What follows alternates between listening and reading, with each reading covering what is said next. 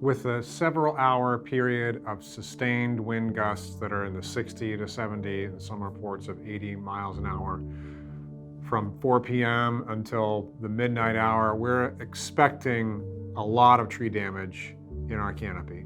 It's a benefit to the circumstances that it's December and the trees are off the leaves, so maybe this won't be as bad as we fear, but this is several hours worth of high winds in that 60 mile an hour plus range, whereas the derecho was a pretty short storm that blew through and did a lot of damage. The only benefit that we see now is that it is with trees without leaves on them. So maybe this will be a little less intense of a damaging storm than we saw. Plus, we have the benefit of having all those trees and all that damage had already been cleaned out by last August's derecho. We're expecting a lot of debris, a lot of trees to come down, and a lot of tree limbs and a lot of power lines to be taken out.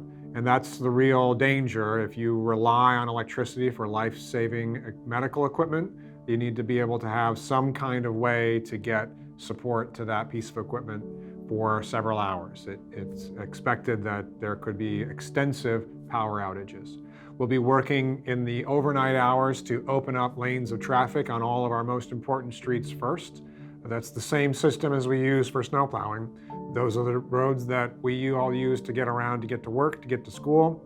They're the same ones that ambulances use to get to people's homes, and fire trucks and police cars. So we'll be dedicating our first effort in the overnight hours to reestablishing transportation routes on the most important streets. If there are downed limbs in your neighborhood that you need to report, the easiest way to do that is with our mobile app, My DSM Mobile. You can download it, report it, and it generates an email that goes directly to the team that's responding. If you need to call and want to describe the situation, you can call our 24/7 customer service line at 283-4950.